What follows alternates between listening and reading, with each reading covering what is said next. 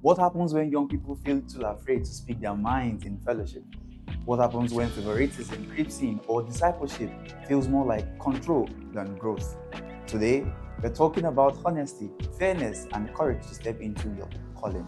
My name is Miracle Okere, host on Dare to Lead podcast, and today we have a man who has a track record of raising young people and owning a fellowship for years now. Please make welcome Mr. Christian Michael. Mr. Christian, you're welcome to Dare to Lead My podcast. pleasure.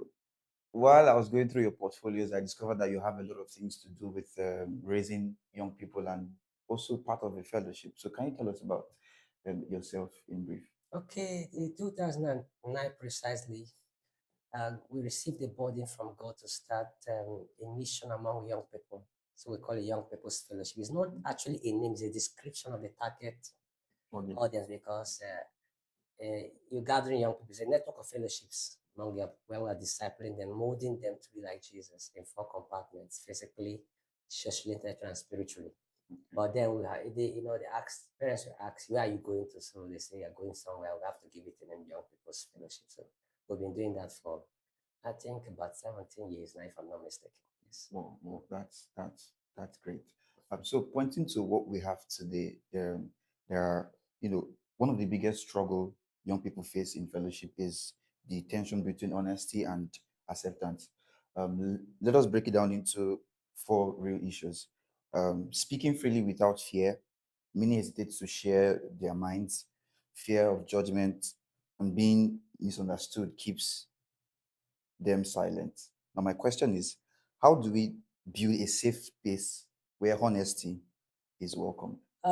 Speaking freely, it depends on what they want to even speak and Mm. who they are talking to. So, You can't speak freely on earth here anyhow. All right. When you go to the palace, you don't talk anyhow. You choose your words. There are manners of communication. There are channels of communication. Young people like to talk freely, and that is the problem of this generation. We just talk. I want to express my mind. I want to say anything I feel like to say. That's not how it works. In every organization, there are ways to talk. There is how to talk. But if speaking freely, what you mean is just being real, expressing yourself yourself. normally, Yeah. relating well with people. There are two things. It could be a systemic problem, or it could be a personality challenge. Let's start with systemic problem. If just one person has this problem, there is not a systemic problem. But if several persons in that fellowship, How's the problem? they are not talking. There's a fellowship. My wife told me about a fellowship she attended when she was in school. It looked more like a pack of dummies or something, zombies. They have their leader who tells them what to do, who tells them how to do. But she's coming from a different fellowship, our YPF fellowship. So she was there. She wants to just talk and want to let's expand, let's go and win. So this is woman, the lady said, calm down. That's not how to do. Yeah. You and I have even gone to sanctify yourself from lust. She said, what kind of loss is that? Say everybody has lost. You have to deliver yourself from loss. So should not imagine what they were talking to the people, making them feel guilty, suppressing like leadership, intentionally bringing people down, talking them down so they cannot talk. They cannot express themselves and all that. That one is not fellowship. That one is a cult. Mm. That is not a fellowship. It's not a Christian fellowship. It's a cult. All right. The leader has to be arrested and quarantined. All right. Yes, he has to be quarantined. And if he's fully Christian, some Christian leaders should enroll him in fasting, like 6 months fasting, 6 to 6, with intense Bible study and prayer. He is not fit for the pulpit. He's not fit for the pew. He is a hireling. Mm. He's a dangerous person in the body of Christ. And he's not going to, he has to relinquish. In fact, if God called him before that time, I would have suspected that God didn't call him. But when God calls, he gives his strategy. Now, but if God called him and he missed track along the line, he has to go back to God and start afresh. God has not called anyone to raise clones. Even God said, come, let us reason together. It's in the Bible. Like reasoning. Imagine discipleship, we are disciples, don't talk to their discipler. Because they think that if they talk to their discipler now, your discipler. Jesus needed disciples to talk to him, to help him. At some point, he could say, "Pray with me. I'm dying 1 hour." He was making them to pray 1 hour. So, real kingdom discipleship, is friendship. It's like they call it discipleship, relationship. It's a relationship. I saw in the scripture where the servants of Elisha came. They say, "Master, see, our house is too small. Can we go and fetch firewood to build?" He said, "Go." He said, "Please, sir, can you go with us?" That means they are communicating. He said, "Okay, I will go." And we saw the benefit of him going because something happened. His head fell. So they say, so there's talk. They talk to each other. Disciples talk among each other, and there shouldn't be. It's the family. It's another family. Family. You don't speak freely in family, but you speak openly. The word freely is standing out for me because of that generation now. You don't just you don't go to another and say, "Daddy, this is that." I don't like. No, there's a way you talk. Communicate. Yeah, there's a way you communicate. But communication, what we're dealing with here is communication. But communication has to be there, front and back. We have vertical communication, we have horizontal communication. It all has to be there, and there must be feedback. So disciples can even make joke with their discipler. Yes, and it's not it's not like they are not honorable. This is humanity. They're making the whole thing look real. It's real. Jesus was hungered, according to King James Version in John 4. The disciples had to go and buy food for him. What if he was acting like he doesn't eat? He would have hunger. And if I do know, by the way, this is why they don't take Jesus as so. But when they came, they suspected Jesus that he was even talking to him. But then they didn't speak freely. Don't speak freely in that matter. That's why. If you put yourself in trouble, just that one, you will not speak it freely. Let me say, rebuke not an elder, entreat him as a father, entreat, submit. Some people say, anytime I enter my mouth, I will say it. No place, even to get an employment opportunity. We are not raising people that cannot fit in the world. We can't raise people who talk freely. They cannot serve anywhere. You must understand channels of communication, modes of communication, manners of communication. That's the way you talk to your friend. That's the way you talk to a leader. If you come, say, "Hey, okay, let me just open my mouth to you," you're already making a mistake. He says, "Sir, please, there's something I want to tell you. Can I see you in the office?" "Okay." You are a say, "Sir, actually, the way you addressed me, I was so ashamed." You will not say, I don't like it. Stop that. We don't have honor in our society. You don't say, "The way you talk to me, I don't like it." Your father cannot tell you sorry. Don't demand. Your father can tell you sorry by his own volition. But if you stand and say, "Daddy, I demand an apology," you are being a stupid son. But your father can tell you, and when your father tells you sorry, don't capitalize on it. Don't pretend as if to say you didn't hear it and say, "Okay, that is okay, it's okay, it's okay." And there is a way that sorry can be communicated. Some fathers have the enough maturity to just go sorry, but some will just say, come and help me sweep by. Just take it. You don't. Is that way of saying sorry? Yeah, it's that way.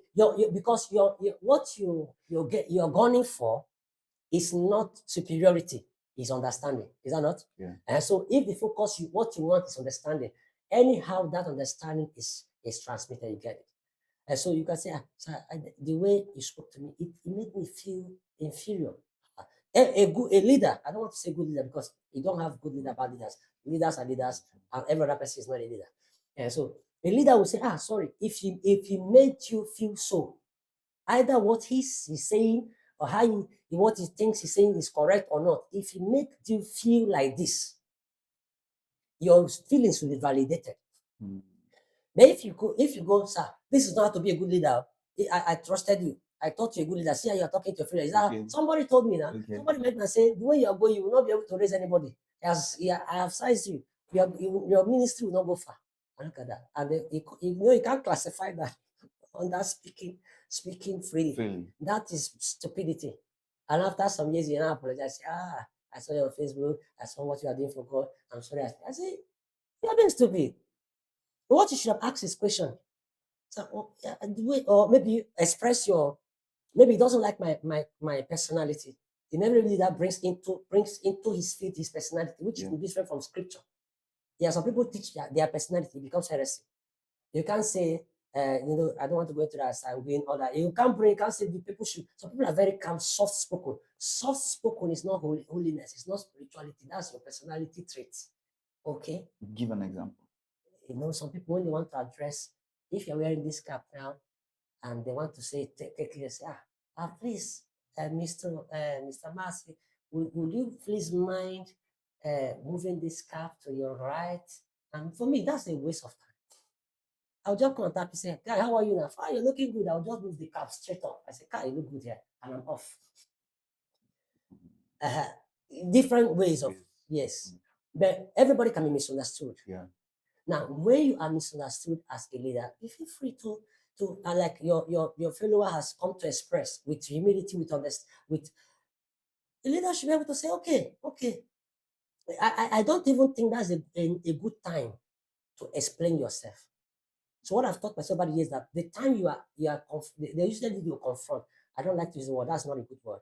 But the time someone is expressing themselves to me, that's not the time I explain my motive. No, because you're already a leader. With all your influence and everything, they don't know the amount of calories they burned in deciding to come and talk to you the way they. So the best you should do is, I've heard you, I've understood what you say. Sometimes I rephrase it and I get it and I render unreserved apology. And I go back. Sometimes I think I'm right. Many times I was right. But after some years, they now realize I was right. They now come back to me and say, I misunderstood you that time. I say, but it's okay. That this now shows me that you are growing. And sometimes I'm seriously wrong. I am very wrong. I apologize. And my disciple teaches second apology. Like after apologizing, and when you see it again, say, I am sorry about the other time. I assure you that it's not happening again. That's not time to make excuse. Say, no, we are humans. No, this is a child. Any small thing can crash their feelings.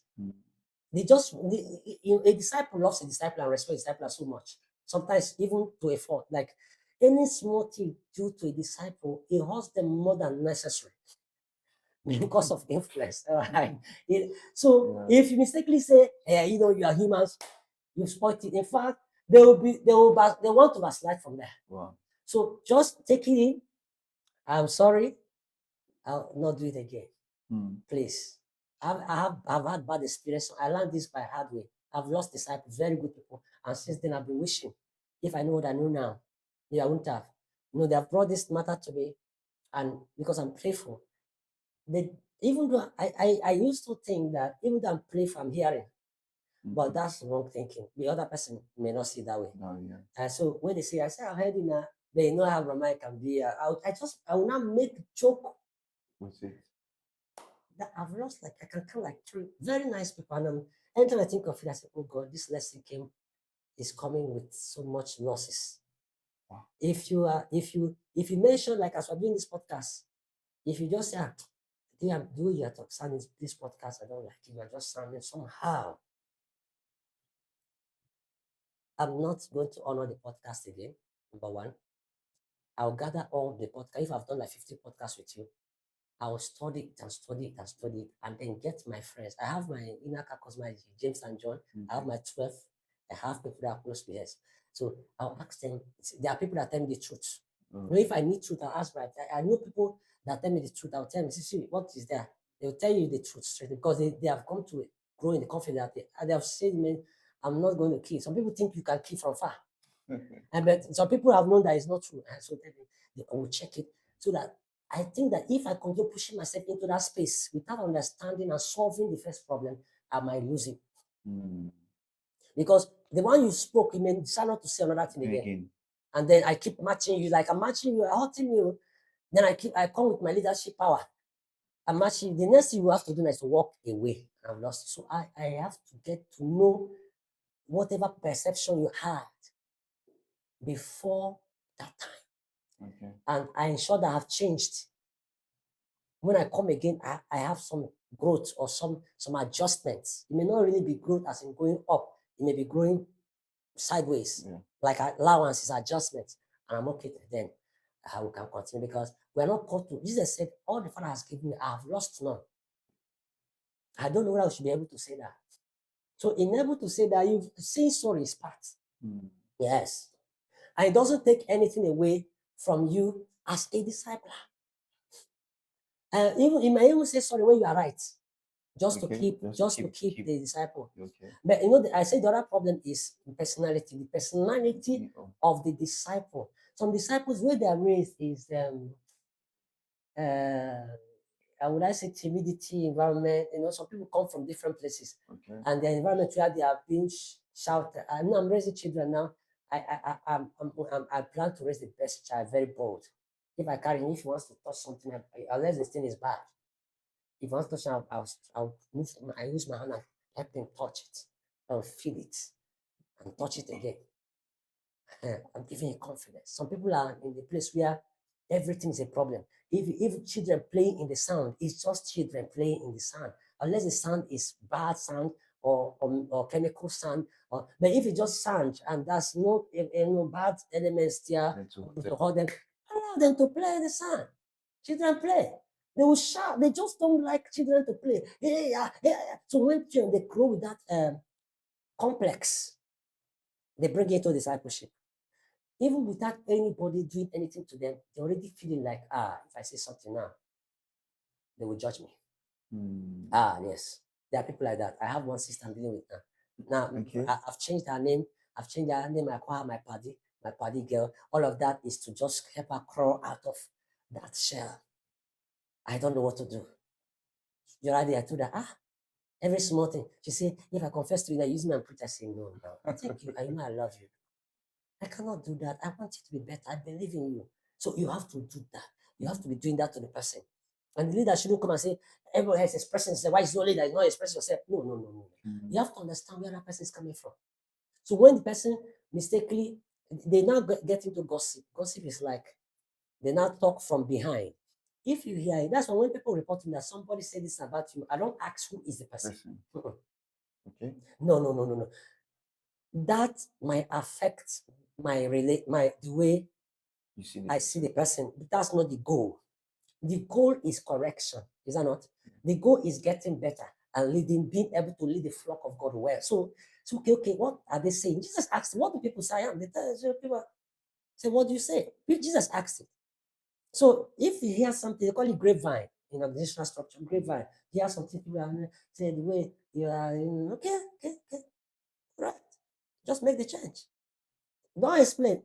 Somebody's already feeling hurt. Yeah. Some people, it will take you more time. Some people, you have to convince them beyond reasonable doubt. Somebody preached something, he has confessed to me, sorry, not confessed, now confessed to God, confided in me. And I was preaching something, but I've even forgotten about that. He now linked it or made meaning out of it, and then if I said, what? He said, I use me. I said, no, I can't do that. Man of God. If I do that, God will take away the anointing. I have to use plenty words and plenty wisdom to help person. They think that men of God are not accountable. And that mindset that because you are up there, that's why I treat him like this. We are not up anywhere. We are answerable to God. See, the anointing can be withdrawn. If God blows away, so people will leave you. Yes. The great big mystery will end. And the people don't even know why they're leaving. Yeah, so God can take away a license. I am not saying that if people leave a minister, it means that God has taken away. There are situations. All right. People left Jesus. It doesn't mean that. But I'm talking about it happens like that. God can. So disciples should know that a man of God is not immune and what I call it, omnipotent. God confronts them. God rebukes them. What God says is touching them anointed does not mean that he himself cannot touch them. He will touch the way he needs to. So if someone he dislocated some guys, the guy he waste in the Bible, Jacob. God can touch them, even dislocate their joint where it need be. But he doesn't want people to insult his anointed. But that does not exonerate them from discipline and other. So what I'm going to say to wrap this up, is getting too long now, is if any disciple is feeling marginalized, that's the word I'm going to use. That's the general word for maybe it's not it, but that's you feel like I'm not being seen, I'm not being heard. The first thing you need to do is look at other people. Are there people that are seen? Are there people that are heard? Can you go close to them and find out whether there is something about them and that they know or do that you don't do, or maybe confide in them and say, see, I have this problem. I really want to I don't want you to. I want to talk to our leader on this matter. Can you tell me how to go about it? I don't want you to. I want to, because if it comes from the other side, Right. it's misunderstood. Tell me, even though it means giving me a choice of words, you can ask, does this person, if I say it, would they feel bad? If the person is used to, you see the traffic, the person is not having access, the person can say, no, it's not so. Maybe you are just from far. You know, that every day I have that problem. Yeah, when they look at you, they look at you. Somebody told me, I had to, when I hugged one lady one day, she said, I'm feeling so nice. I feel like to screenshot this hugging and just, I said, like, I told her, I'm a normal guy. Yeah. I'm a person. See, the way I see you, I just thought you want to go. You cannot even. I said, me, I'm not serious. Oh. You see me every time only on pulpit when we are doing our job. Come to my house. I'm not a serious person at all. At all. I even have problem with unseriousness. I laugh, But I joke. We can be joking. I'll call you my boss. You say my boss. I'm with cheese, and so that's they look at you and have that perception. So going close to people that are and all that is one way to kill that fear or reduce it. okay. And I also want to, if there's no system, that there's no person that you can go close to, try. Yes, try. There's no harm in try. Wow. Yes, make up your mind. But now, when you are going, I've talked about using the right words. Right. Don't just, you are talking to an elder, you must talk respectfully. We're Africa. We must be, even it's not about African things, scripture. It's scripture. You don't talk anyhow. You don't go and say, hey, you must. Esther didn't just barge into the king. She stood at the door and waited to be called. That's communication. That's respect. Kingdom, etiquette of the palace. I plan to do a book on that title. How to behave in the palace. You don't do anyhow. That's the way you function, yes. So make up your mind and go there and say, sir, please, I have some. Some people even write letter. Yes, I have letters. Very well worded letters, clear. And it's about expressing yourself. See, not, I want to let you know you're not a good man of God. That's not the way. Like, see, sir, this you did, this you said. Nothing, sometimes nothing about them. Somebody will write me and tell me, the way you addressed this person the other day, it affected me. I was so ashamed. I felt like if it's me, if you do that to me, I might die. Please don't treat me like that. I don't. And the other person was, it's okay. Wow. Person said, please, whatever you're doing, don't treat me like this. If no matter what I do, sir, I'm fragile. It's okay. What I do in that kind of case is anybody see me getting close to so much, they are fragile. And if you see me giving attention to somebody, it's fragile. Tough people, I keep them on fire because I've got no instruction around. But those who, if you see me carry anybody very close to me, very, very close to me, they are fragile. I know because they are close to me, the glory of the man of God covers them. They now look like they are not fragile. All the people closest to me are the most fragile. Wow. Yeah, this is the top level secret. They are fragile. They are small thing can crash them. So I keep them very close. I'm reading their emotions. I'm reading their feelings. They can't stand any pressure. What are your thoughts on fairness and favoritism? Situations whereby can a leader do to ensure fairness in fellowship? What can a leader do to ensure fairness in fellowship? Fairness is treating everybody equally. Yeah. In an ideal state, no, everybody is not equal. How? Because if it's a functional organization, there are leadership structures. But I think I understand what you're talking about, like human being. Yes. The value of a human being. Yes. Like you're a human being, I'm a human being, so you're not more human being than me. All right. So do that. If that's what is that what you're talking about? Yes. Is to create a system. People play. If people stay in a place and they don't feel well treated, they will leave. Leadership has to create an equal playing ground. I don't know whether I get that. In one line, everybody's starting at the same point. And how to do that is to create a system. There will be system of promotion. People should know if I do this and do this and do that, I'll get here. Okay. So when they do it, it should come naturally. They should know that if I act well, of course, that's how, if I act well and I'm loyal according to the bylaw and values of the system, I should get this. I should get this position. If I have this skill, if I have let's say for instance, if I have media skill, I'm good at it, and I want to join the media, I should be allowed. It has to be a policy statement so that when the leader has biases, the system will cope his excesses. Leaders, functional leaders, I mean good leaders. I don't want to use the word good because we don't have bad leaders. We have leaders and non-leaders.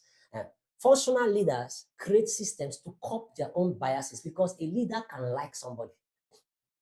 Yes, if you read the book of Esther, the Bible says Esther pleased the eunuch and then she not found fault. So a leader can see someone take a liking, and it's not a sin. You know, Jesus had they had this 500, they had the 120. You know, he had the 12. He also had the 3. Even among the 3, he had one. They call him John the Beloved. Everybody knew. In fact, when Peter wanted to get some, he said he ran beckoned on the one whom he loved. So, you know, we had the Martha, Mary, referred to when Lazarus was sick. Say the one whom you love is dead. Oh, sorry, is sick. So everybody knew that for this guy, Jesus liked this guy. Jesus has interest, and it's not a problem. Then it becomes it's not favoritism, it's personal affection. A leader is also human. Where it becomes a problem is if you want to select an apostle among you now say because you like Lazarus. You know, Jesus told them, he said, can you be able to drink of this cup? He prayed all night if you follow the selection, and then God selected. So that was fairness. You see, fairness is relative. Is that God chose, system chose it. Everybody had equal chance, and these are the people that are actually the ones that was chosen. It's not because of a personal bias. He can like a leader can keep his relationship, but his relationship should not interfere with policy decisions. I don't know that if I'm not getting what you want, you can help me. Yeah, I understand where you've touched the point of being a leader who has the ability to have a relationship with someone, which is fairness. Yes. But when we see favoritism creeping in a fellowship on that same person he has a relationship with, what would you say about that? Okay, let me rephrase so that let me understand you. Like a leader likes, I like you. Yeah. You are my fellowship. Yeah. So because of that, I begin to promote you. Yeah. Not based on merit. Yeah. 2 things will happen. First thing, that you annoy people who are competent. You weaken the morale of a team. No fellowship can outgrow the quality of their resource people. Yes, I've kept mentees for 18 years now. Some have been with you for 20, some 16. Yes, 14. I've discovered that, of course, I can take the credit for it. All my mentees are all stars wherever they are. Yeah, anywhere they go, they become leaders. Okay. And because of so I've practiced this thing. I discovered firsthand that when we go to churches to host us for a program, usually pastors come and ask me, how did you get all this? But I said I didn't get them like this. Okay. Yeah, they became it in the process. To get a strong force, everybody had to have a feeling that they matter. So if you pick someone who is not qualified, I say 2 things. The first thing is that you keep morale, and it will affect your effectiveness unless you just want to go with the person. If you want to go with everybody, they have to trust you. When people don't trust you, they shrink back. You get the point? They want to trust their leader. So the second thing is that the incompetence is like pregnancy. It will show. Yeah, the first week it will not show. The 3rd month, it is coming. But after you get to 7 months, it's showing incompetent. So favoritism does not remove skill. Does not remove. That's the problem we have in some of the African countries. I don't want to mention names. Because someone is your brother, he can become minister for finance. He doesn't know anything about finance. And because he maybe when he posted about you and he sang your praise, even though it's not true, you now make him a commissioner for education. He's not even passionate about school. So the system will die. So naturally, it will be obvious the leader has made a mistake. Wow. And usually, to sustain that system, he has to also rely on the people that have the competence. And the question will be, why not? There's a point he gets to, if it's mentorship or discipleship, everybody's together. Yeah. There's a point he gets to, everyone will ask him, why not this person? Okay. Because the person doing the job it will be obvious It will always, the best will always be there, because if you don't know it, you don't know it. And so, but then the leader has sold himself very cheaply. That's what I think. Yeah. Well, while we were talking, you spoke about openness and trust. Yes. The people trusting the leader. This leads to my third question. Okay. Um, how do we balance correction with openness in a fellowship? Because sometimes it shows that when somebody is open, when a mentee is open to um, a mentor, the way he passes the correction does not show. Give me an example. Can you create a context for it, please? Okay, for example, I say if a mentee needs to start up a movement, for example, and Okay. then he goes to the mentor and said, "Okay, I'm under your own movement, but I've gotten this dream or vision to start up something too." Mm. This is a problem Okay, in the body of Christ. I will not deny, but I have a way to solve it. I have solved it. okay, Yes. First of all, I discovered that the essence of mentorship is not ownership. It is development. And the only reason why you are developing people is so that they can become. You know how the Bible puts it in Proverbs, say, train up a child in the way he should go. So if he's not going, if you raise sheepish, disoriented, oh yes, members. If you are a leader of, if you raise fools, it makes you a leader of fools. That means you're a sin of fool. That's how I say.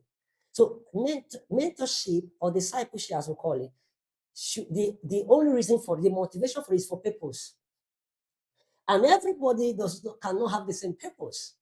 So up front, the leader should be aware that why I'm raising you is for your purpose. So see what I teach in our fellowship. Of course, our mission statement in my fellowship, if I want to permit me to use that as a case study, we said our mission is to raise young people who will be physically, socially, intelligent, mentally mature, and can stand tall in their purpose to fulfill it, in their own purpose to fulfill it. So the emphasis, we emphasize purpose, personal development, impact, and excellence. okay, If you change it like pipe, purpose, impact, personal development, and excellence. It's like pipe. So that's what we invite. The first thing is purpose. The first message is, have you discovered your purpose? Because it's your purpose that even develops, that triggers the curriculum for your discipleship. So the discipler is mentoring you to be able to fulfill your purpose. So not to gather some people that will answering yes, sir, carrying your, no. So when the mistake is wrong fundamentally in the place of definition, it affects, when perception is wrong, it affects definition, it affects progression, it affects outcome. So what do we even call discipleship? Is to make people become who they are supposed to be. So who they are supposed to be is their destiny. So they should be, it's not coming to say, I want to now leave. If the mentee has to come and say that, that means that discipleship is faulty in the first place. Because it's what both of them should have been working on in their relationship. Are you getting what I'm saying? okay. So you're saying that a relationship can still maintain, but there can be a separation in vision, It's not separation, it is growth. growth. Yes, it's growth. You remember Jethro? Okay, Jethro. yeah. Jethro was the mentor to Moses. But he had to tell Moses, go. When Moses went, one time he even came back. And this Jethro adjustment to the entire vision or and miracles and power of the entire, the powerful man of God. And then Moses says something, says, stay with us. You know the reason? No, he said, no, you go. You go. So it's not separation. Because no purpose is an easy ride. You will still need your mentor. When depression comes, when stress comes, when misunderstanding comes, when challenge, you have to go back. So we have a generation of young people that thinks that for them to enter their purpose, they have to break ties with their disciple. That is a problem we need to solve on its own. It's a separate problem. So are you saying that the both parties are both having same issues of not understanding the concept of discipleship? Yes, the essence of their relationship. What is the relationship between a tailor and apprentice, the tailor apprentice? Is so that I can teach you this thing and you go and establish your own. We don't call that separation, we call it sent forth. Same thought. You go and when you go, maybe somehow you need something happens and your machine breaks down and you have something to deliver, you come back to your boss. In fact, you can even carry the entire work and do it from his own brand. They will not have the same brand. In fact, it's a celebration. The day they are going to, there will be prayers. Sometimes the boss can even refer people there. So how do we balance this correct? How do we balance this correction and openness? We need to even start by defining what we are doing. First of I've, all. I've written a book on it, an entire book. It's not my disciple is reviewing it. It's titled Disciple-Discipler Relationship. It's an entire compendium, 156 pages. Because I get these questions all the time. The reason why you are starting discipleship is you want to build this person to stand in their purpose. Now, purpose is like a field, all right? But God takes all the glory. You have a field you are working and training you to work, to learn how to work. Then when you have learned how, when you have been trained, you will now be transported to your field. While you're on training, you'll be working with me. Is it the disciples' power or authority to decide when to leave, or because you're saying training and the discipler that will tell when the disciple will need to leave. So is it in the power of the discipler to tell them, okay, I know that you've gotten this vision, this dream, just stay. That's another misunderstanding. You see, the Bible said, okay, let's use academic system, contemporary system. Okay. When you go to school, it's 4 years. There are courses. Okay. When you graduate, it will be obvious that you are ready to go. I know maybe you're drawing from that scripture that say I want to start with it. Say the hedge, Galatians 4. Yeah. As long as a child is different, not, but until the time appointed by the Father. Yeah. The Father says the time. But the disciple must be sensitive, all right, to know when to release. Because if a disciple senses it, he can't pull out by himself. He can only suggest it. Yeah, because any attempt to force your way out will be misunderstood as breakaway. Okay. Why it's not breakaway? It's not breakaway. It's purpose. Like in nowadays is very pronounced. We have a generation that don't like mentorship, first of all. So even now, I don't even know where to balance it. But you know, when God encountered Moses in the wilderness, Bible say he went back to his father-in-law. And they discussed, and the man said, this is of the Lord, go. Okay. All right. So when he got to Egypt, he went to the elders. But we have a generation who already have a perception that I don't want anybody to hinder me. I don't want anybody to keep me. I don't want anybody to... If your discipler is really a servant of God and he was able to train you to the level you are capable to go to your purpose, that means the person hears God. All right? That means the person is genuine. Then you should trust. You should trust that discipler. So he has earned your trust over the years. So this now leads me to the fourth question. As a discipler, which you've been for years, raising, you said about over 9 years now. Actually 17. 17 years raising young people, and you've encountered different people with different mentalities, different backgrounds. How do mentors encourage growth without holding them back? Yes, for me, I ensure that every of my disciples, I teach them on purpose series. Purpose. I've written like 5 books on purpose alone. So purpose is the first thing. First thing, I feel like if you don't get it right in the origin, when you're plotting your graph, plot from O. You don't get it right there, you can't have a straight line graph. Okay. I am the cheerleader of people's movement. In fact, I literally want to force them. The last time I just got a commission, I said, I know that you're music, I commission you. Maybe I know you're well quite people there. If you're part of the Herald, one time we had one of my guys, Mr. Michael, on the 30th birthday. I told him, I said, guys, it's time for you to start. What has to do some, do it. I got some other guys. I said, you are doing Abraham, you're doing Shekina, something, something. I said, you do it. You are doing something. Go ahead. Now, go ahead is not go away. Go ahead. It's not going. It's not go away. And you will need me. Now, I've had some people who left. They thought it's go away. I waited. I kept the communication open. When they got better understanding, they came back and they apologized. I said, do you think why was I training you? And I adjust one or two things. I said, keep going. If you have issues, call me. I've passed through that road. Wow. Sometimes I go, they invite me over. A typical example, if you observe Apostle Aaron and look at the squad is raising, you can see nobody, no genuine, let me use what genuine now because we have different persons. No genuine person wants to raise people. You know how the Bible, see how Jesus put it, no man lights a lamp and puts it under a bushel. If you watch Shiloh, you understand what I'm talking about. You see the front row, second row, third row. They are giants in different places. But they shut down. They don't put a program that day, that week. They go for refresh. You need it. You need your disciple. Not today. Not you need your disciple all the time. What about if you have a marital challenge? Who will you go to? Your disciple. What about if your church is under attack? Who is praying over? Who is your prophet? You can't go away. You can only go forth.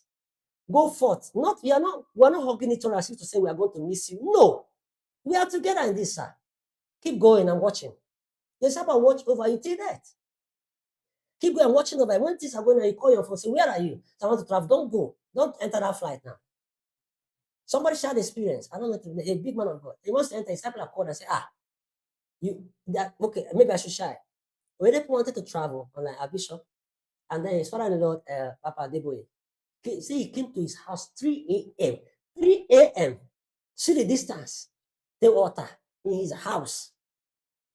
They woke him and said, Papa is in the house. So at this time, what? I said, kneel down. See, you will not die. I spoke all those words, and then he has to travel. And after speaking the words, and he left. The next day, he was on the air and see the turbulence, and he was going to be. Then he remembered that his father has spoken. He told people to relax. My father has just spoken. You see that? So we need to have a generation that understands that for it's in two ways now, because it's not about the disciple. Sometimes we can have a good disciple, then the disciple is insecure and worried. But see how I calculate it. I tell my friends, I call them friends and my disciples, that I'm not a king. I don't want to be a king. I had in mind to be a king. I had the vision to be a king. But when I discovered a higher plane called Kingmaker, I gave up that ambition. I said, I want to be a kingmaker. I want to be able to pick up my phone. He said, what's the problem? He said, there's immigration. I said, don't worry, let me make a call. I have a boy there. I have a son there. I have a daughter here. Even at this level now, we've not gone too far, but then I have several leverages. Because you raise people and put them there. I have my daughter. I'm daughter now. I don't like what daughter has all this kind of stuff. Okay, well, my girl Joy Davis is doing ideal parenting. We planned it together. She was even reluctant to go. I was pushing. I said, you can do it. This is your calling. Let's pray together. She brought in and said, I said, yeah, this is okay. Why not add this thing to, with you on paper? It took off. One time I should report, I'm getting overwhelmed. I said, cannot be overwhelmed. This is what God called it. And later she started having backslashes. People are saying, you are too young to talk about parenting. You are not married. Who will she run to? It's me. I said, invite me. I'm coming to invite me. I'm your next guest. Okay. I went there, strengthened her, spoke, gave her, people saw my picture. There was one woman, they came all the way, say, I saw a picture, that's why I came out. I said, after I speak, I put my hand around, I said, this lady has a word. I endorsed her very well. I said, keep speaking word of God. That's discipleship. We are together, but she's still with me. You cannot say she has to put it YPF, I did parenting. What? You confuse yours. Okay, I have my guys who have to have a bank. I have a son. Okay, permit me. Can I use that freely? Okay, yeah, yes. I have a son who got spoken. He has to have an airline. I've been troubling him. We have already started. He's starting. Yeah. I say start somewhere. Airline it doesn't have to be YPF airline. What? We have army generals. The other day, last month, one my daughter came and said she has a body to be go to Air Force. I say yes, I see that. I see that. I put my hands on her now, keep going. You see, that insecurity that befallen the body of Christ. See, the scripture says because proverb that the glory of a king is that the number of persons following the king. We should be content in raising people. That's now people when people know who calls you father, they respect you more. You don't know how parents do it. Parents raise every you don't even at a stage in your life, you don't want your son to remain in your house. Yeah. So you're saying that the insecurity that we're having in the fellowship is as a result of the leaders, not the followers.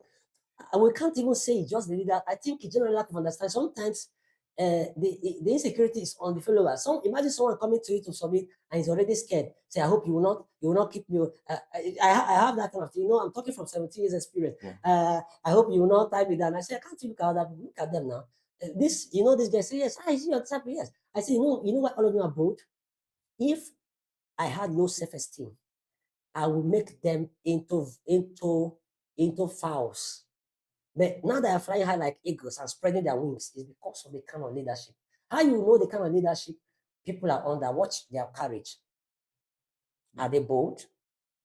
Are they standing tall, face to face with their contemporaries? Are they looking up? Are they achieving? Are they having personal achievement? No, it's not by going to church and carrying Bible for somebody, cleaning shoe. Come on.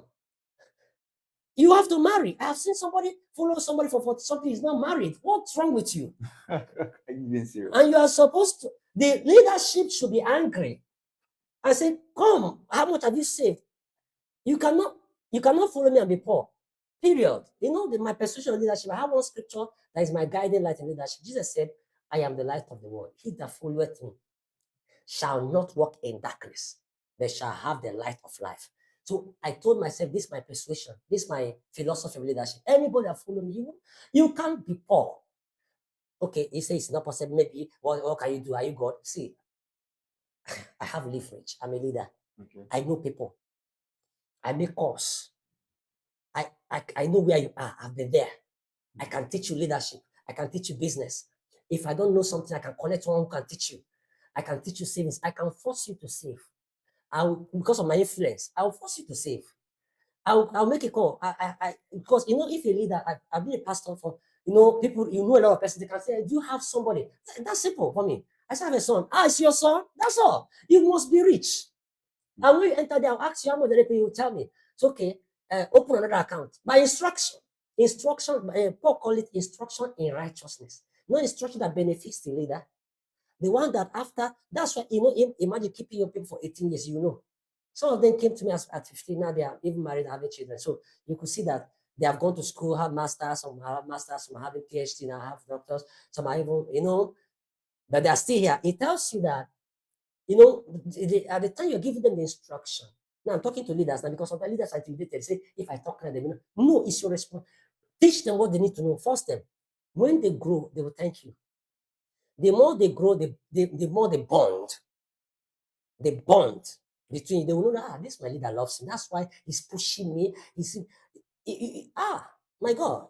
You know how people are under some things they call it leadership. That's manipulation. It's not leadership. You keep people there and they just be washing your clothes and washing your car, cleaning up. They may not wash your clothes physically, but they may be tied to a particular ideology. When you see this in a particular fellowship, what do you think that's the problem? In the words of Apostle Aaron, I quarantine the leader and give the leader a series of prayer to do because it's something wrong. It's insecurity. Don't you think this has to do with a societal or a background issue? See, we're talking about Christian fellowship. Our background is Jesus Christ. Our model is Christ. We're not the first to start fellowship. Okay. Yes, I believe that for you to start a fellowship, God has called you. Number one. And when He called you, your fellowship members are not there. And He told you this, that, and that, which becomes your job description. Unless you move along you and disconnect from who called you and begin to do another thing. That's just like that. I even hear that some people gather some girls under them and they maybe marrying them or sleep, I mean, girls, plenty of, like, they are now supporting the man of God emotionally. That's happening in fellowship. Yeah, I've heard it. I don't know whether it's true or not, but it's very annoying. I'm even ashamed saying it. Like that's now. I mean, isn't that an abomination? And I guess are fighting among each other against the man of God when they're not married. And how you know, oh God, how you know a fellowship is when the man of God marries? If a man of God marries and the fellowship scatters, he's doing something wrong. Ladies will not bear it. Emotional attachment. You are mingled. I love you. I love you is not a problem. You know what I'm talking about now. Yeah. You are not buying the emotion, and those kind of fellowships, sisters are more in number than the brothers. And they are very beautiful sisters too, and they are very loyal. Daddy, they change your name to daddy. You leave the focus, you man of God, leave the focus. We're supposed to be looking up to Jesus, and you are not looking at Bum Bum. No man looks at Bum Bum and goes in the right direction. He must go astray. Bum Bum is at the back. He go astray. So that's that those things happen. But that's not what God called us to be. If anybody watching this, I think they need to retreat and restructure and redefine what they are doing. Yes. Okay. Let's look at the way forward and solution. Okay. If you could change one thing about how fellowship operates today, what would be that thing? I think that we have to get back to Proverbs chapter 6. I think it's 6:26. Is it 6:26? Train up a child in the way he should go, and when he is old, he will not depart from it. That's where we should go back. If you gather people, you are from the beginning. Like, let me talk about YP for a little bit.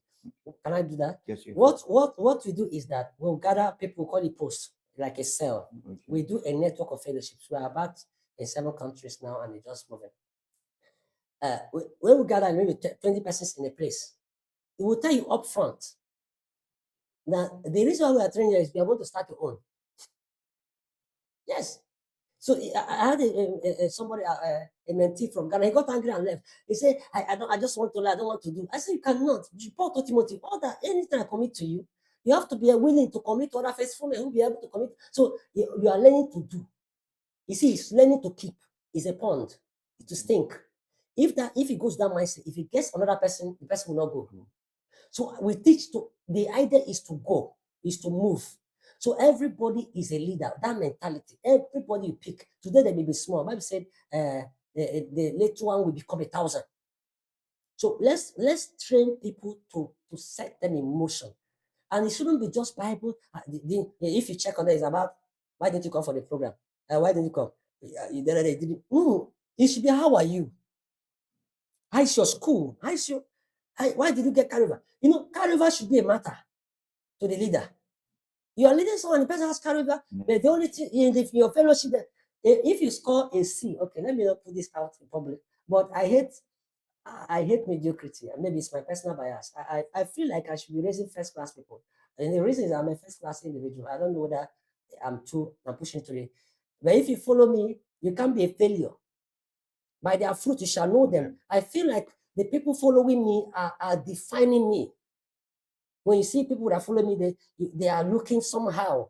Some of them are not even well dressed. Somebody should teach them how to dress, for Christ's sake. Okay, humorously, can I tell you something humorously? I even go to the extent of using knife to treat some people's teeth. If I see something, I will say, come, open it. Are you even serious?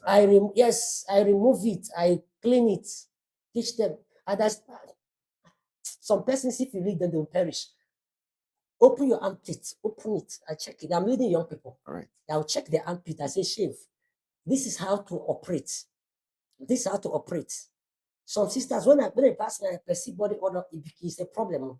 It's a problem. We will not to embarrass the public. Are you getting the point? Now I have to call. I'm your leader. I have to call you as I say, excuse me, what is smelling that? Is it a bra? How many weeks? How many days have you? Imagine asking her, how many days have you worn that bra? She says it's 2 weeks. The first thing to do is to give her money first to buy another bra. Is that also? And then I start. I say, okay, see how to take your bath. You're a lady, you take your bath, you teach it, you are the leader. And thank God now, God bless me, I have a wife now, so she is helping. But it doesn't stop me. No, it doesn't stop me. If you don't want to follow me, leave me. Okay. But you must be better. So fellowship, that's what I'm recommending. Fellowship should be a platform to make people better. Anywhere they meet you, they should not remain there. In the next 6 months, you should be sure they are going forward. Push. Some people don't want to go forward. They are happy. Say, I'll give my life to Christ. I'm excited. Thank you, Holy Ghost. He said, no. They have to go forward. Have you applied to the job? Say, no, I don't want to. I'm praying. You have to. I have a friend, one of my guys, Gabriel was fasting for whether 18 months or something. I said, what I say, I'm waiting on pass. I said, thank God that Bro Mike said you should stop that fasting and come out from there and be reasonable if I slap you. I do things that I'm not encouraging that, but I tell you what I do. So I am recommending progress. But how can a young man lock himself up and be fasting for 18 months? What is he looking for? Did he commit any grievous sin? Or what? Is he looking for power? Power to do what? To heal the sick and raise the dead. And after you heal the sick and raise the dead and poverty kill you, how will you handle that sort of situation? So the man of God died. The man of power is there. He has raised it. Better than work and be reasonable. And so when parents, we're dealing with young people, when parents see that what you are doing is progressively enhancing their children, their words, they not really, sometimes they give me more. They even now it's even better now. Before I have to convince them, I have to beg them. Now they are calling me and say, come and carry this remaining ones. The one you carried is doing well. I need you to now I'm busy and I'm driving around, but then we have a system. I can say, okay, I have people around that area that can disciple them, and we ensure that they maintain. Something is really they're doing well. Then when growth happens, you don't know that can be sustained. But that creates another problem for retraining. Okay. Constant training, constant retraining to ensure that the values. That's why I honor this interview, because people will listen to it, and maybe my disciples also will listen to it. They will know that they will be reminded. This is how we go. Okay. This is how we. Somebody will not go somewhere and take and we're doing another thing and be organized. If I catch you, organizing people for himself, they will not be calling you daddy. No, me and Bro Mike, everybody's bro. He doesn't remove honor. That's honorable enough. So I can focus on the assignment. The becoming of the people should be the glory of the disciple. So I have two in one question for you, sir. All right, sir.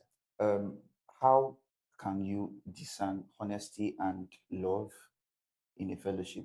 And if this is not found in a fellowship, what do we do to solve that problem as a leader? Let me even talk about honesty. Yeah, I don't believe in people saying and expressing themselves anyhow they like. Okay. No, that's not an etiquette of the palace. In the palace, you don't talk anyhow. If you talk anyhow, you'll be killed early. I teach young people to be conscientious, to be wise. If you have to say something, there are channels of communication. All right. That is if the thing is traveling up. Okay. If it's within your friends or your leader, your immediate leader, there is a manner of communication. You cannot come and say, sir, the thing you said yesterday pay me. No, you don't. You are a stupid person. You don't talk like that. You get a backlash. You get something you don't want. You must find the Bible says, rebuke not an elder. Yes, I'll be offended. My discipler. My discipler. He offended me. But I cannot say he should apologize to me. Now, when we talk about it, I will laugh. But I have not said I demand apology. No. But my own is to see a way, look for a way to communicate. He was not listening to me. He will listen to this interview. He was not listening. And that lasted for 5 years. He was not hearing me. I was saying the same thing. He was not. When I could say, hey, go there, go there, go there. I see the place. They say, go, go, go, go, go, go.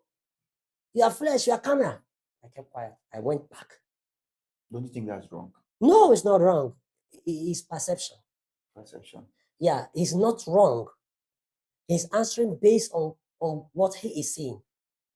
Not every young person will have that. No, as at the time, I didn't have the heart. I'm telling you, I didn't understand. I was hurt. I was pained, but I trust him. See, God told me to follow this man. All right. So I feel like God is watching. God cannot be wrong. Yeah. So when his humanity shows up, I'll be patient. I'll be patient. Now, what he was saying is not wrong, but he was misunderstanding me. He was preaching to me. Okay, let me give you. I don't want to mention details of that because it's personal, but like I have to go to a place, but the place they're not receiving me. He said he was teaching me, go and learn how to be there. When they're not receiving. Yes, that's a good teaching. All right, that's a good teaching. But that's not what I'm talking. What I'm saying, I am saying that see how they are treating me there.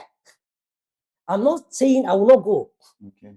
So, but to convince him that that's not what I'm saying, I went. So he realized, because I was still going, he now realized that, and maybe he realized, or maybe he didn't realize, but he saw that I was still in obedience. I was still going. So that's not my perspective. But later he came and said, is that what you, something that happened? So, is that what you have been saying? I laughed. I said, no, but I've even outgrown it by that time. Now I've now learned how to stay there. You see? Okay. As at the time, the thing, well, that's why I say I told you was not wrong. Now it was, the thing was wrong, but he was not wrong. My disciple cannot be wrong. The thing it was didn't go down well with me, but he helped me. Now I'm doing a course. I do leadership training now. Because of that experience, I have a course I've added to my modules. Conflict management, dealing with handling difficult people, handling difficult people. I learned it because I was 5 years. Is not 5 days, sir. It's not 5 hours. And 5 years every month, 3 days every month for 5 years. You could, you can't. I won't tell you how much how the whole thing was, but it helped me. So I trust my discipler, and I know he's human. I have empathy and so patience. But then young people are different stages. Yeah. Some 15, some 16. You don't expect if he's 16 years old, 15 to be thinking about empathy. You know how I think you do. You must understand me. But see, what you guide is trust. Did God send you? Is this man genuine? Is this or this lady? It can be a lady too. Is this lady a servant of God? Yes, be patient. When you are misunderstood, be patient. It's in that my book. When you are misunderstood, just wait. Your disciple is growing, they will understand later. So there's no room to question. No, you see, question is when they are giving audience. Okay. Yes, you know that moment where you want to say something, say no. That's where submission comes. Now, if I'm talking to disciples, I will not be standing like this. I'll be encouraging them, give room for question, listen more. See, let me tell you something about leadership. Every leader knows this. A leader is a go-getter. Sometimes he sees the end so much and obsessed with the end that he forgets the process. Wow. Like he's trampled upon small, some grasses, other things that don't need to be trampled. He just wants to get there. That is good intention mishandled. But I think a leader should also consider the condition of the follower. Yeah, every leader does. But there are times when our humanity overwhelms us. Like he's too focused that, okay, let me give you an example, a scenario. You know, these questions are practical. That's why I'm taking time. Now, if there is a goal, the leader is struggling. Thank you, sir. The leader is struggling to build, they are doing a building project. And then you having a small, as music director is having some issues managing his team and all that, he wants to go and seek audience with the pastor. You know that you will not get a positive response. Yeah. The pastor is overwhelmed. He will just say, go just go and talk to my wife. He will now say, Daddy, give me. No. So be patient. It's not, when the young people misread that to be lack of love, they misread that to be hatred. You know how young people are very emotional. Yeah. That becomes a challenge. But when they see that in good perspective, that this is humanity, Okay. You know, I'm talking about a disciple. He has proven to be a disciple. Do you know it's easy to be a man of God, and it's difficult to be a leader. They are not the same. One is a calling, one is a training, a product of training. Okay. And so that's why we encourage the leaders to keep going training. And so you'll be reading leadership books, listening skills, and all the refreshers courses, so that you'll be able to still maintain. You know, if I'm not getting what you want, please rephrase it. Maybe I can. Yeah, you've hit the direct point of the book question. My next question is from your works and from your coaching and everything you've written out, your articles and everything. What principle do you think that could teach, has written there, that could teach leaders in fellowships to solve these problems that? You know, I've written 50 books, but we're adding 10 to read by next week. That's 60. I have materials because I document my journey. Yeah. I have the business of church growth. Yeah. I've had to build a small fellowship. Yeah. I have disciple relationship. I have doing business in deeper waters. You have how to get the work done. The act of Bible teaching. So we have leadership. I'm coming to leadership first dimension. The principle is life is impact. All right. But impact cannot happen without mistakes, without errors, human errors. But where I check as my barometer, if you know what I call barometer, is my love, my heart. Your heart cannot be wrong. Your head can be wrong. Your hand can be wrong. Your mouth can be wrong. Your leg can be wrong. But in your heart, how do Jesus told Peter, lovest thou me? Lovest thou me? Feed my flock. So the fulcrum of the entire discipleship work should be based on love. You must love. If you love people, sometimes disciples cry to me, what people call complain. Okay. They complain to me. So how do you handle it? I see it as they are crying. I apologize. Yes, I apologize. Sometimes I ask them how do you want to apologize. Some people require written apology. I do written apology. Wow. I believe that some persons have written apology. Even the media guy has my own written apology, and I do that with sincerity. With were they not apology with but you also did something. No, if you hurt somebody, either you are right or wrong. So you're saying that every disciple under you has a level of view, like the way you see them. Yes, every disciple, I see them. Pardon my choice of word. I see them as my children. I love them. I love them dearly. I don't start deception unless I love you. Now, but I like some people. I love Love and like some some people. people. Yes, I like some people. I will not like to you. I like I Sister see. Joy. Now I see. I Oh, like Bro Mike Davis. Whether it's his height, I just like him. okay. I like Bro Bright. I like that guy. Okay. Very good guy. I like gospel. Wow. Tall. Maybe it's their height. I like it. When you are tall, I want to. Does it have to do with your own height I too? don't know. I don't know about that, but I like Bro Chidera. I'm not close to him, but I like him. I'm Okay. beginning to think how to go and get him close to me. Wow. But this is personal. But I love my disciples. I can do anything for them. I can go any length for them. I feel like I can do anything. I don't know whether there are things I cannot, but in my mind, I feel like I can do. Okay, let me give you a scenario. One day I was teaching, I invited a disciple of mine, I was teaching her something. And then we didn't know when we got there, we went to school. Sister Joy went to school to teach her something. And we didn't know they have robbed, before we go there, they have robbed that place and left. So we were just sitting there in the school environment. And the police people came, and they were just running around. We didn't know why they were running. We were just there. They said, hey, come, come, come. We stood up. I told her, let's go. It's police. Let's not stay here. It will look like, because she didn't even understand it was, oh, they were shouting. You know how they, I just walked straight to them. I was trying to ask them, sir, and Pastor Mike, this my sister. Is there any? You see, why you? They don't. One of them just stabbed me something at the back. Wah! Wow. Police, Nigerian police. I was not armed.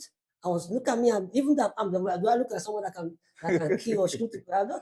I was just trying to find out what's going on. Maybe they will tell me, we are, this and that. I was trying to explain. They carried us, bombed us inside the car, carried us somewhere, and all that. But then, when we got there, they were seeing them, I don't know, they were Frank, looked at me and said, you come this way.